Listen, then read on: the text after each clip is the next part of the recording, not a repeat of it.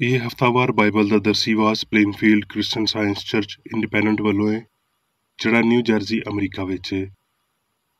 ਹੋਰ ਮਾਲੂਮਾਤ ਲਈ ਤੁਸੀਂ ਸਾਡੀ ਵੈਬਸਾਈਟ ਵੇਖੋ www.plainfieldcs.com।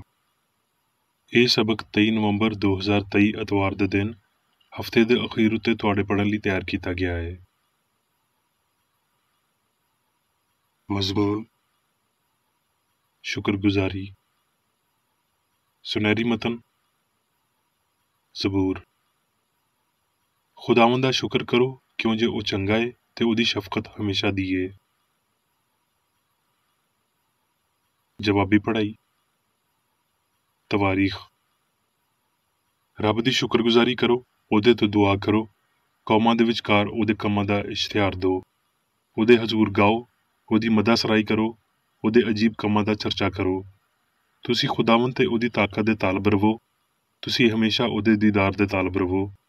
ਤੁਸੀਂ ਉਹਦੇ ਅਜੀਬ ਕੰਮ ਜਿਹੜੇ ਉਹਨੇ ਕੀਤੇ ਤੇ ਉਹਦੇ ਮੁਅਜਜ਼ਿਆਂ ਤੇ ਮੂੰਹ ਦੇ ਆਇਨ ਨੂੰ ਯਾਦ ਰੱਖੋ। ਅਸਮਾਨ ਖੁਸ਼ੀ ਕਰੇ ਤੇ ਧਰਤੀ ਸ਼ਾਦਮਾਨ ਹੋਵੇ। ਉਹ ਕੌਮਾਂ ਵਿੱਚ ਐਲਾਨ ਕਰਨ ਵੀ ਖੁਦਾਵੰਦ ਸਲਤਨਤ ਕਰਦਾ ਏ।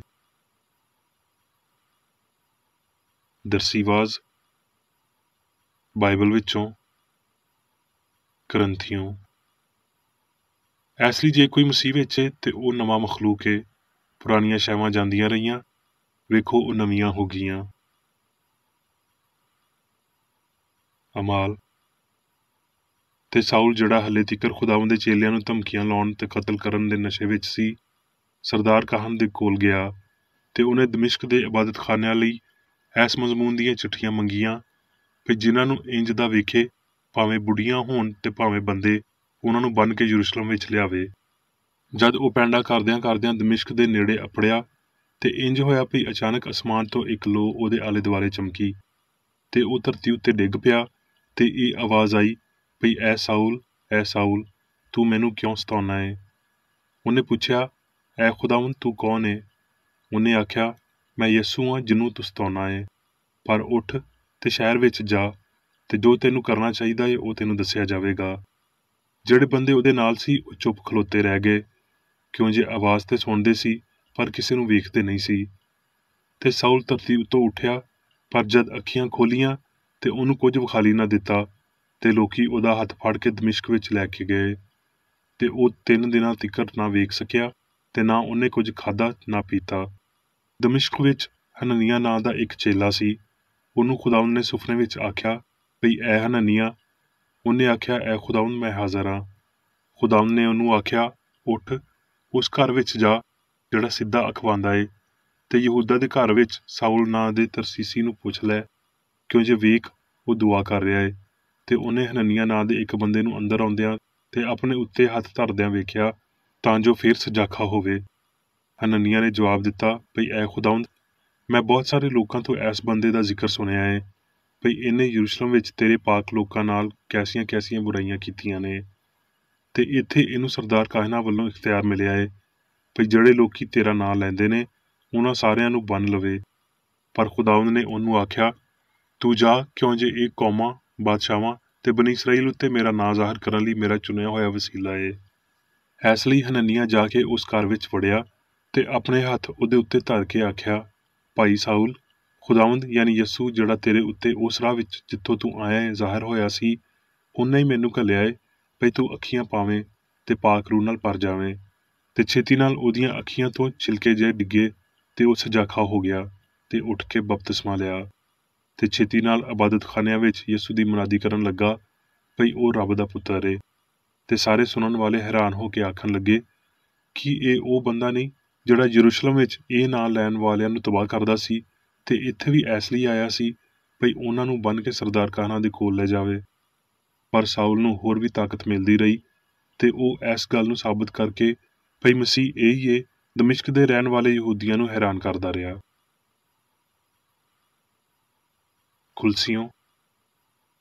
ਪੌਲੁਸ ਵੱਲੋਂ ਜਿਹੜਾ ਰੱਬ ਦੀ ਮਰਜ਼ੀ ਨਾਲ ਮਸੀਹ ਯਿਸੂ ਦਾ ਰਸੂਲ ਏ ਤੇ ਭਾਈ ਤਮੈਥੀਅਸ ਵੱਲੋਂ ਮਸੀਹ ਵਿੱਚ ਉਹਨਾਂ ਪਾਕ ਤੇ ਇਮਾਨਦਾਰ ਭਰਾਵਾਂ ਦੇ ਨਾਮ ਜਿਹੜੇ ਕੁਲਸੀਓਂ ਵਿੱਚ ਨੇ, ਸਾਡੇ ਬਾਪ ਵੱਲੋਂ ਤੁਹਾਨੂੰ ਫਜ਼ਲ ਤੇ ਇਤਮਾਨਾਨ ਮਿਲਦਾ ਰਵੇ।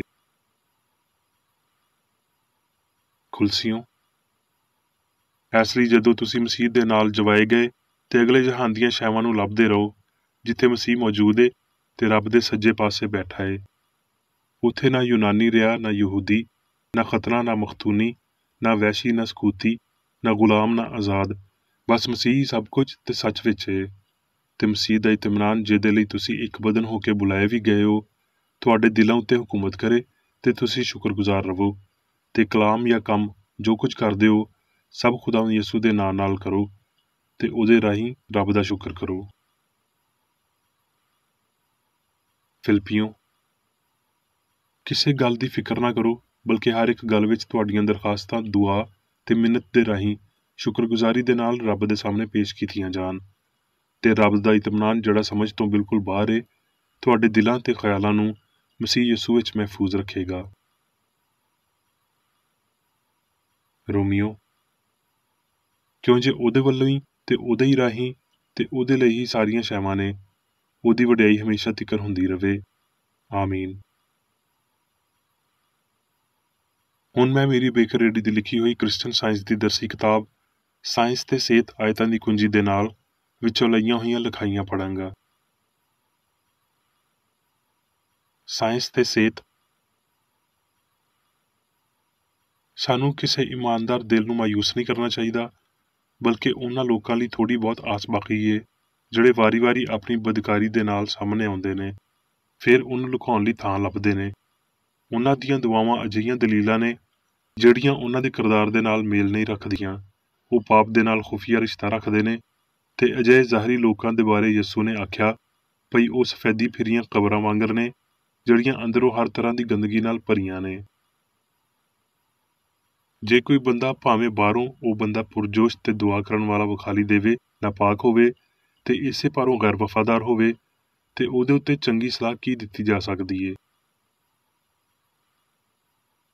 ਪੌਲੁਸ ਪਹਿਲਾਂ ਯਿਸੂ ਦਾ ਚੇਲਾ ਨਹੀਂ, ਬਲਕਿ ਯਿਸੂ ਨੂੰ ਮੰਨਣ ਵਾਲਿਆਂ ਨੂੰ ਦੁੱਖ ਦੇਣ ਵਾਲਾ ਹੁੰਦਾ ਸੀ। ਜਦ ਸੱਚਾਈ ਸਾਇੰਸ ਵਿੱਚ ਉਹਦੇ ਉੱਤੇ ਜ਼ਾਹਿਰ ਹੋਈ, ਪੌਲੁਸ ਨੂੰ ਅੰਨਾ ਕਰ ਦਿੱਤਾ ਗਿਆ ਤੇ ਉਹਦਾ ਅੰਨਾਪਨ ਮਹਿਸੂਸ ਕੀਤਾ ਗਿਆ। ਪਰ ਛੇਤੀ ਹੀ ਰੂਹਾਨੀ ਲੋਅ ਨੇ ਉਹਨੂੰ ਏਸ਼ੀਆਈ ਕੂਚਕ, ਯੂਨਾਨ ਤੇ ਇੱਥੇ ਤੀਕਰ ਪਈ ਰੋਮੀ ਸਲਤਨਤ ਵਿੱਚ ਵੀ ਬਿਮਾਰਾਂ ਨੂੰ ਸ਼ਿਫਾ ਦਿੰਦਿਆਂ ਤੇ ਮਸੀਹਤ ਦਾ ਪ੍ਰਚਾਰ ਕਰਦਿਆਂ ਹੋਏ ਯਿਸੂ ਦੀਆਂ ਤਾਲੀਮਾਂ ਤੇ ਨਮੂਨੇ ਉੱਤੇ ਟੁਰਨ ਦੇ ਕਾਬਲ ਬਣਾ ਦਿੱਤਾ। ਪੌਲੁਸ ਲਿਖਦਾ ਏ, ਜੇ ਮਸੀਹ ਸੱਚਾਈ ਨਹੀਂ ਜੀ ਉਠਿਆ ਤੇ ਸਾਡੀ ਮੁਨਾਦੀ ਵੀ ਬੇਫਾਇਦਾ ਏ। ਯਾਨੀ ਜੇ ਰੂਹ ਦੀ ਬਾਲਾਦਸਤੀ ਦਾ ਤਸੱਵੁਰ, ਜਿਹੜੀ ਹਸਤੀ ਦਾ ਠੀਕ ਨਜ਼ਰੀਆ ਏ, ਤੁਹਾਡੇ ਜ਼ਿਹਨ ਵਿੱਚ ਨਹੀਂ ਆਉਂਦਾ ਤੇ ਤੁਸੀਂ ਇਹਦੇ ਤੋਂ ਫਾਇਦਾ ਨਹੀਂ ਚੁੱਕ ਸਕਦੇ ਜੋ ਮੈਂ ਆਖ ਰਿਹਾ ਵਾਂ। ਸੱਚੇ ਮਕਸਦਾਂ ਦੇ ਨਾਲ ਕੰਮ ਕਰਨ ਤੇ ਦੁਆ ਕਰਨ ਨਾਲ ਤੁਹਾਡਾ ਪਿਓ ਤੁਹਾਡੇ ਲਈ ਰਾਹ ਖੋਲ੍ਹ ਦੇਵੇਗਾ। ਕਿੰਨੇ ਤੁਹਾਨੂੰ ਹੱਕ ਨੂੰ ਮੰਨਣ ਤੋਂ ਰੋਕ ਦਿੱਤਾ। ਸਾਊਲ ਤਰਸੀਸੀ ਬਸ ਉਦੋਂ ਰਾਹ, ਮਸੀਹ ਜਾਂ ਸੱਚਾਈ ਨੂੰ ਵੇਖ ਸਕਿਆ ਜਦ ਠੀਕ ਹੋਣ ਦੇ ਬਾਰੇ ਉਹਦੇ ਗੈਰ ਯਕੀਨੀ ਫਹਿਮ ਨੇ ਰੂਹਾਨੀ ਫਹਿਮ ਨੂੰ ਮੰਨਿਆ, ਜਿਹੜਾ ਹਮੇਸ਼ਾ ਠੀਕ ਹੀ ਹੁੰਦਾ ਏ। ਤਦ ਉਹ ਬੰਦਾ ਬਦਲਿਆ, ਸੋਚ ਨੇ ਲੁਕੇ ਹੋਏ ਨੁਕਤਾ ਨਜ਼ਰ ਨੂੰ ਮੰਨਿਆ ਤੇ ਉਹਦੀ ਹਯਾਤੀ ਬਹੁਤੀ ਰੂਹਾਨੀ ਹੋ ਗਈ। ਉਹਨੇ ਉਸ ਗਲਤੀ ਨੂੰ ਸਮਝਿਆ ਵੀ ਉਹ ਮਸੀਹਾਂ ਨੂੰ ਤਕਲੀਫ ਦਿੰਦਾ ਸੀ, ਜਿਨ੍ਹਾਂ ਦਾ ਮਜ਼ਹਬ ਉਹਨੇ ਨਹੀਂ ਸਮਝਿਆ ਸੀ, ਤੇ ਹਲੀਮੀ ਵਿੱਚ ਉਹਨੇ ਆਪਣਾ ਨਵਾਂ ਨਾਂ ਪੌਲੁਸ ਪਾਇਆ। ਪਹਿਲੀ ਵਾਰੀ ਉਹਨੇ ਪਿਆਰ ਦਾ ਅਸਲੀ ਤਸੱਵੁਰ ਪਾਇਆ ਤੇ ਇਲਾਹੀ ਸਾਇੰਸ ਵਿੱਚ ਇਹ ਸਬਕ ਸਿੱਖਿਆ। ਇਸਲਾਹ ਇਸ ਸਮਝ ਤੋਂ ਪੈਦਾ ਹੁੰਦੀ ਏ ਵੀ ਬੁਰਾਈ ਵਿੱਚ ਕਾਇਮ ਰਹਿਣ ਵਾਲਾ ਕੋਈ ਸਕੂਨ ਨਹੀਂ ਏ, ਤੇ ਸਾਇੰਸ ਦੇ ਮੁਤਾਬਕ ਚੰਗਿਆਈ ਲਈ ਹਮਦਰਦੀ ਰੱਖਣ ਤੋਂ ਪੈਦਾ ਹੁੰਦੀ ਏ, ਜਿਹੜੀ ਇਸ ਲਾਫਾਨੀ ਸੱਚਾਈ ਨੂੰ ਜ਼ਾਹਿਰ ਕਰਦੀ ਏ ਵੀ ਨਾ ਖੁਸ਼ੀ, ਨਾ ਪੀੜ, ਨਾ ਭੁੱਖ, ਨਾ ਜਜ਼ਬਾ ਮਾਦੇ ਤੋਂ ਜਾਂ ਮਾਦੇ ਵਿੱਚ ਵਜੂਦ ਰੱਖ ਸਕਦਾ ਏ, ਜਦਕਿ ਇਲਾਹੀ ਸਿਆਣ ਖੁਸ਼ੀ, ਪੀੜ ਜਾਂ ਡਰ ਤੇ ਇਨਸਾਨੀ ਸਿਆਣ ਦੀ ਸਾਰੀ ਪਾਪ ਆਲੂਦ ਭੁੱਖ ਦੇ ਝੂਠੇ ਅਕੀਦਿਆਂ ਨੂੰ ਬਰਬਾਦ ਕਰ ਸਕਦਾ ਏ। ਜਿਹੜੀ ਭਲਾਈ ਅਸੀਂ ਪਹਿਲਾਂ ਹੀ ਹਾਸਲ ਕਰ ਚੁੱਕੇ ਹਾਂ, ਕੀ ਅਸੀਂ ਵਾਕਈ ਉਹਦੇ ਲਈ ਸ਼ੁਕਰਗੁਜ਼ਾਰ ਹਾਂ? ਫਿਰ ਅਸੀਂ ਆਪਣੇ ਆਪ ਨੂੰ ਉਹਨਾਂ ਬਰਕਤਾਂ ਲਈ ਦਸਤਿਆਬ ਕਰਾਂਗੇ ਤੇ ਇੰਜ ਹੋਰ ਪਾਣ ਦੇ ਹੱਕਦਾਰ ਠਹਿਰਾਂਗੇ। ਸ਼ੁਕਰਗੁਜ਼ਾਰੀ ਸ਼ੁਕਰੀਆ ਅਦਾ ਕਰਨ ਦੇ ਲਫ਼ਜ਼ੀ ਇਜ਼ਹਾਰ ਦੀ ਨਿਸਬਤ ਬਹੁਤੀ ਅਹਿਮੀਅਤ ਦੀ ਹਾਮਲ ਏ। ਲਫ਼ਜ਼ਾਂ ਦੀ ਬਜਾਏ ਅਮਲ ਬਹੁਤੀ ਸ਼ੁਕਰਗੁਜ਼ਾਰੀ ਨੂੰ ਜ਼ਾਹਿਰ ਕਰਦਾ ਏ। ਮੁਕੱਦਸ ਪੌਲੁਸ ਲਿਖਦਾ ਏ, ਆਓ ਅਸੀਂ ਵੀ ਹਰ ਇੱਕ ਬੋਝ ਤੇ ਉਸ ਪਾਪ ਨੂੰ ਜਿਹੜਾ ਸਾਨੂੰ ਆਸਾਨੀ ਨਾਲ ਫਸਾ ਲੈਂਦਾ ਏ, ਦੂਰ ਕਰਕੇ ਉਸ ਦੌੜ ਵਿੱਚ ਸਬਰ ਨਾਲ ਦੌੜੀਏ ਜਿਹੜੀ ਸਾਨੂੰ ਦਰਪੇਸ਼ ਏ। ਮਤਲਬ ਆਓ ਅਸੀਂ ਆਪਣੀ ਮਾਦੀ ਖੁਸ਼ੀ ਤੇ ਫਹਿਮ ਨੂੰ ਇੱਕ ਪਾਸੇ ਰੱਖੀਏ ਤੇ ਇਲਾਹੀ ਅਸੂਲ ਤੇ ਸ਼ਿਫਾ ਦੀ ਸਾਇੰਸ ਨੂੰ ਲੱਭੀਏ। ਜੇ ਤੁਹਾਡੀ ਹਰ ਰੋਜ਼ ਦੀ ਹਯਾਤੀ ਤੇ ਗੱਲਬਾਤ ਵਿੱਚ ਸੱਚਾਈ ਗਲਤੀ ਉੱਤੇ ਫਤਹ ਪਾ ਰਹੀ ਏ ਤੇ ਤੁਸੀਂ ਅਖੀਰੀ ਆਖ ਸਕਦੇ ਹੋ ਭਈ ਮੈਂ ਚੰਗੀ ਕੁਸ਼ਤੀ ਲੜ ਲਈ ਏ, ਮੈਂ ਈਮਾਨ ਨੂੰ ਮਹਿਫੂਜ਼ ਰੱਖਿਆ, ਕਿਉਂ ਜੇ ਤੁਸੀਂ ਇੱਕ ਚੰਗੇ ਇਨਸਾਨ ਹੋ। ਇਹ ਕਲਾਮਤਨਾਹੀ ਰੱਬ ਯਾਨੀ ਚੰਗਿਆਈ ਇਨਸਾਨ ਤੇ ਕੌਮਾਂ ਨੂੰ ਇਕੱਠਾ ਕਰਦਾ ਏ, ਇਨਸਾਨਾਂ ਵਿੱਚ ਭਰਾਬੰਦੀ ਬਣਾਉਂਦਾ ਏ, ਲੜਾਈ ਝਗੜੇ ਮੁਕਾਉਂਦਾ ਏ। ਇਸ ਕਲਾਮ ਨੂੰ ਪੂਰਾ ਕਰਦਾ ਏ ਭਈ ਆਪਣੇ ਗੁਆਂਢੀ ਨਾਲ ਆਪਣੇ ਵਾਂਗਰ ਪਿਆਰ ਕਰ। ਗੈਰ ਕੌਮਾਂ ਤੇ ਮਸੀਹੀ ਬੁੱਤ ਪ੍ਰਸਤਾਂ ਨੂੰ ਤੇ ਜੋ ਕੁਝ ਵੀ ਮਾਸ਼ਰਤੀ, ਸ਼ਹਿਰੀ ਜੁਰਮ ਦੇ ਬਾਰੇ ਸਿਆਸੀ ਤੇ ਮਜ਼ਹਬੀ ਹਲਕਿਆਂ ਵਿੱਚ ਗਲਤ ਹੋ ਰਿਹਾ ਏ ਉਹਨੂੰ ਫਨਾਹ ਕਰਦਾ ਏ, ਜਿਨਸਾਂ ਨੂੰ ਬਰਬਾਦ ਕਰਦਾ ਏ, ਇਨਸਾਨ ਉੱਤੇ ਕੀਤੀ ਹੋਈ ਲਾਨਤ ਨੂੰ ਮੁਕਾ ਦਿੰਦਾ ਏ ਤੇ ਅਜਿਹੇ ਕਿਸੇ ਨੂੰ ਵੀ ਨਹੀਂ ਛੱਡਦਾ ਜਿਹੜਾ ਪਾਪ ਕਰਦਾ ਹੋਵੇ ਤੇ ਦੁੱਖ ਸਵੇ, ਸਜ਼ਾ ਪਾਵੇ ਜਾਂ ਨੇਸਤ ਹੋ ਜਾਵੇ। ਲੱਖਾਂ ਗੈਰ ਜਾਨਬਦਾਰ ਸਿਆਣਾ, ਸੱਚਾਈ ਦੇ ਸਾਦਾ ਲੋ ਮਤਲਾਸ਼ੀ, ਫਿਕਰਮੰਦ ਖਾਨਾ ਬਦੋਸ਼, ਸਹਿਰਾ ਦੇ ਧਰਿਆਏ, ਆਰਾਮ ਤੇ ਪੀਣ ਦੇ ਮਤਲਾਸ਼ੀ ਤੇ ਉਡੀਕ ਕਰਨ ਵਾਲੇ ਨੇ।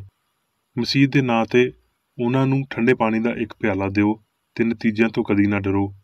ਉਹ ਲੋਕੀ ਜਿਹੜੇ ਉਹਦੇ ਲਈ ਤਿਆਰ ਨੇ, ਜਿਸ ਬਰਕਤ ਵਿੱਚ ਤੁਹਾਡਾ ਹਿੱਸਾ ਏ, ਉਹ ਸ਼ੁਕਰਗੁਜ਼ਾਰੀ ਕਰਨਗੇ। ਪਾਣੀਆਂ ਨੂੰ ਰੋਕਿਆ ਜਾਵੇਗਾ ਤੇ ਮਸੀਹ ਲਹਿਰਾਂ ਨੂੰ ਹੁਕਮ ਦੇਵੇਗਾ। ਰੱਬ ਦੀ ਵਡਿਆਈ ਹੋਵੇ ਤੇ ਕੋਸ਼ਿਸ਼ ਕਰਨ ਵਾਲੇ ਦਿਲਾਂ ਲਈ ਸਲਾਮਤੀ ਹੋਵੇ। ਮਸੀਹ ਨੇ ਇਨਸਾਨੀ ਆਸ ਤੇ ਈਮਾਨ ਦੇ ਬੂਹੇ ਤੋਂ ਪੱਥਰ ਹਟਾ ਦਿੱਤਾ ਏ ਤੇ ਰੱਬ ਵਿੱਚ ਹਯਾਤੀ ਦੇ ਇਜ਼ਹਾਰ ਦੇ ਰਾਹੀਂ ਉਹਨੇ ਇਨਸਾਨ ਦੇ ਰੂਹਾਨੀ ਖਿਆਲ ਤੇ ਉਹਦੇ ਇਲਾਹੀ ਅਸੂਲ ਯਾਨੀ ਮੁਹੱਬਤ ਦੇ ਨਾਲ ਮੁਮਕਿਨਾ ਕਫਾਰੇ ਨਾਲ ਉਹਨਾਂ ਨੂੰ ਉੱਚਾ ਕੀਤਾ। ਹੁਣ ਮੈਂ ਮੇਰੀ ਬੇਕਰ ਰੇਡੀ ਵੱਲੋਂ ਚਰਚ ਮੈਨੂਅਲ ਵਿੱਚ ਦਿੱਤੇ ਹੋਏ ਰੋਜ਼ਾਨਾ ਦੇ 3 ਫਰਜ਼ ਪੜਾਂਗਾ। ਰੋਜ਼ਾਨਾ ਦੀ ਦੁਆ। ਇਸ ਚਰਚ ਦੇ ਹਰ ਰੁਕਨ ਦਾ ਇਹ ਫਰਜ਼ ਏ ਭਈ ਉਹ ਹਰ ਰੋਜ਼ ਇਹ ਦੁਆ ਕਰੇ, ਤੇਰੀ ਬਾਦਸ਼ਾਹੀ ਆਵੇ, ਇਲਾਹੀ ਸੱਚਾਈ, ਹਯਾਤੀ ਤੇ ਪਿਆਰ ਦੀ ਸਲਤਨਤ ਮੇਰੇ ਅੰਦਰ ਕਾਇਮ ਹੋਵੇ ਤੇ ਸਾਰੇ ਪਾਪ ਮੈਥੋਂ ਨਿਕਲ ਜਾਣ ਤੇ ਤੇਰਾ ਕਲਾਮ ਸਾਰੇ ਇਨਸਾਨਾਂ ਦੇ ਪਿਆਰ ਨੂੰ ਵਧਾਵੇ ਤੇ ਉਹਨਾਂ ਉੱਤੇ ਹੁਕੂਮਤ ਕਰੇ। ਮਕਸਦਾਂ ਤੇ ਕੰਮਾਂ ਦਾ ਇੱਕ ਅਸੂਲ। ਨਾ ਕੋਈ ਮੁਖਾਲਫਤ ਤੇ ਨਾ ਕੋਈ ਜ਼ਾਤੀ ਤਾਲੁਕ ਮਾਦਰੀ ਚਰਚ ਦੇ ਕਿਸੇ ਰੁਕਨ ਦੇ ਮਕਸਦਾਂ ਜਾਂ ਕੰਮਾਂ ਉੱਤੇ ਅਸਰ ਕਰਨੇ ਚਾਹੀਦੇ।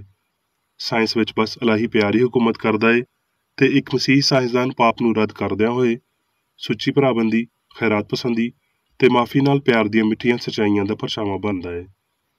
ਇਸ ਚਰਚ ਦੇ ਸਾਰੇ ਰੁਕਨਾਂ ਨੂੰ ਸਾਰੇ ਪਾਪਾਂ ਤੋਂ, ਗਲਤ ਤਰ੍ਹਾਂ ਦੀਆਂ ਪੇਸ਼ਨਗੋਈਆਂ, ਮੁਨਸਫੀਆਂ, ਮੁਜ਼ਮਤਾਂ, ਸਲਾਹਾਂ, ਗਲਤ ਅਸਰਾਂ ਨੂੰ ਲੈਣ ਤੇ ਗਲਤ ਅਸਰ ਦੇਣ ਤੋਂ ਆਜ਼ਾਦ ਰਹਿਣ ਲਈ ਹਰ ਰੋਜ਼ ਖਿਆਲ ਰੱਖਣਾ ਚਾਹੀਦਾ ਏ ਤੇ ਦੁਆ ਕਰਨੀ ਚਾਹੀਦੀ ਏ। ਫਰਜ਼ ਲਈ ਚੁਸਤੀ।